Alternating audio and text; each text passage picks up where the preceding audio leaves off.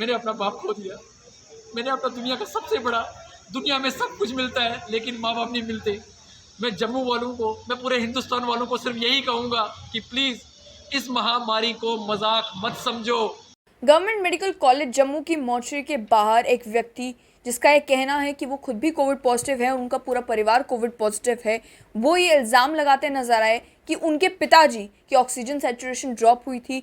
वो अपने पिताजी को लेकर पहले चेस्ट डिजीज़ हॉस्पिटल गए, उसके बाद गवर्नमेंट मेडिकल कॉलेज जम्मू आए, लेकिन मेडिकल नेग्लिजेंस के कारण उनके पिताजी की मौत हो गई।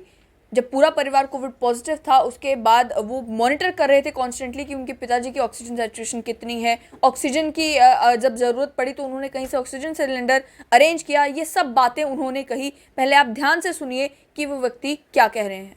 कि जब मैं अपने फादर से बात करता करता हंसता खेलता वहाँ तक पहुँचा हूँ, 1.5 घंटा वो, पौना घंटा ये, सिर्फ मुझे इस चीज़ को जानना है कि गवर्नमेंट इन स्टाफ लोगों को जो सैलरियाँ देती है, जो तनख्वाह लेती है, डॉक्टर है, ये किस लिए बने। मेरे फादर पॉजिटिव है, मैं पॉजिटिव हूँ, मेरी बेटी पॉजिटिव है, मेरी वाइफ पॉजिटिव है और मेरा बेटा पॉजिटिव है। लेकिन वाहिरू की कृपा से हम पिछले 7-8 दिन से प्रॉपर सब कुछ सिस्टम से चल रहा था, सब कुछ ठीक था। मेरी बेटी और मेरी मम्मी नेगेटिव थे दोनों, सब सही चल रहा था, सब ठीक चल रहा था। ऑक्सीजन की प्रॉब्लम आई तो किसी दोस्त ने मेरी मदद की, उसने मुझे एक छोटा सिलेंडर लेके दे दिया, जिससे लगातार कुछ बच्चों ने मेरी मदद की तो प्रॉपर सिलेंडर से मतलब उनका ऑक्सीजन जो था 85, 90, 92, 90 रहता था। आज सुबह कुछ तकलीफ ज़्यादा हो गई उनको, तो मैंने फादर को बोला, मैंने कहा डैडी जी थोड़ी हिम्मत करो, अस्पताल चलते हैं, क्योंकि टीवी बड़ा आ रहा है कि अस्पताल बहुत अच्छा है, सब सही है, तो तुम ठीक हो जाओगे। तो फादर मेरे बोलते नहीं बेटा तू बोल रहा है तो पक्का चलते हैं, ठीक हो जाऊँगा, मुझे ठीक होना है, मुझे ठीक होना है, मुझे रिकवर होना है। क्योंकि 5 साल से मेरे फादर को सांस की प्रॉब्लम है, लेकिन वो ठीक हो जाते हैं, मेडिसिन वगैरह लेके ठीक हो जाते हैं। फिर मैंने एम्बुलेंस को फ़ोन किया, मैं सीधा पहुंचा सीडी हॉस्पिटल। जब सीडी हॉस्पिटल पहुंचा तो पूरे हॉस्पिटल में वहां पर कोई नहीं था। मैंने 40 मिनट तक ज़ोर ज़ोर से गुहार लगाई, आवाज़ मारी कि भाई कौन हो, कहाँ हो, कोई नहीं है। एक मोहम्मद डॉक्टरानी वहाँ से चल के सामने से आई, बड़ी मटकती हुई, और मैंने उसको बोला कि मैं पॉजिटिव हूँ, मेरे पास मत आओ, मेरे फादर पॉजिटिव है, तो हमें सिर्फ सबसे पहले मेरे फादर को ऑक्सीजन लगाओ, उसके बाद जो आपने एक्सरसाइज करनी है वो करो। क्योंकि जब बंदे को भूख लगी हो, जब उसको उस वक्त खाना नहीं मिलेगा तो उसको बाद में खाना देने का क्या फ़ायदा। उस डॉक्टर ने मेरा कम से कम 20-25 मिनट वेट कराया।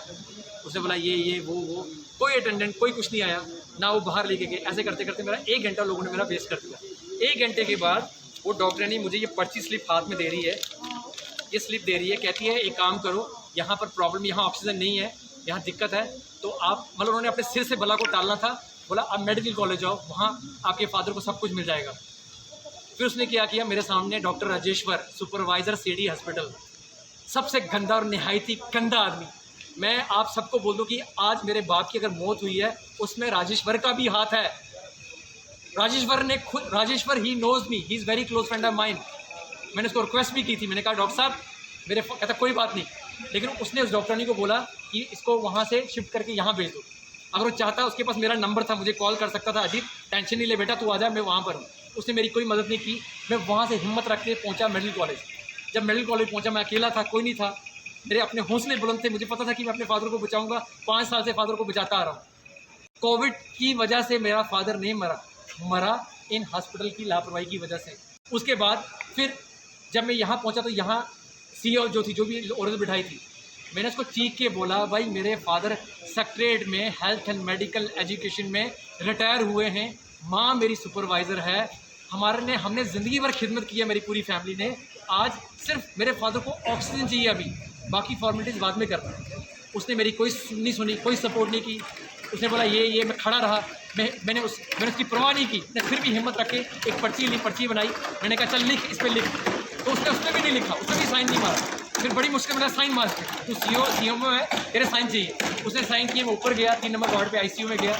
वहाँ पर जैसे ही पहुँचा, कोई छोटा सा डॉक्टर था, उसने 2-3 बार पंच किया, कहता सॉरी यार तेरे फादर को हार्ट अटैक आ गया। अब मैं तमाम मीडिया को सिर्फ ये बोलना चाहता हूँ कि जब मैं अपने फादर से बात करता करता हंसता खेलता वहाँ तक पहुँचा हूँ, 1.5 घंटा वो, पौना घंटा ये, सिर्फ मुझे इस चीज़ को जानना है कि गवर्नमेंट इन स्टाफ लोगों को जो सैलरियाँ देती है, जो तनख्वाह लेती है डॉक्टर, ये किस लिए बने? यहाँ कोई भी था किसी ने पूछा भी नहीं, किसी ने एडमिट भी नहीं किया, किसी ने सपोर्ट भी नहीं की।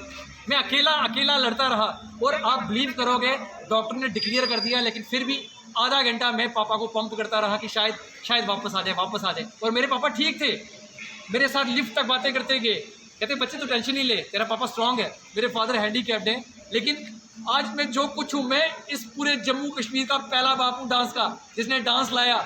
मेरे फादर ने गवर्नमेंट की सेवा की, लेकिन आज हम मिडिल क्लास के लोग होकर आज हम सफ़र कर रहे हैं। मैं गवर्नर को, मैं एडमिनिस्ट्रेशन को, सबको सिर्फ ये बताना चाहता हूँ, मुझे आप लोगों से कोई शिकवा गिला नहीं है।